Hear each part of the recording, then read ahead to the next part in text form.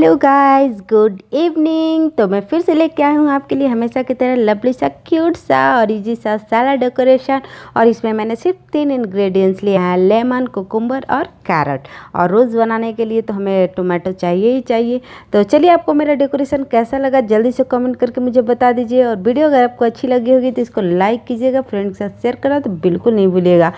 और मेरे चैनल को सब्सक्राइब कीजिएगा। तो चलिए किसी नए वीडियो के साथ फिर मिलते हैं, तब तक के लिए बाय, टेक केयर।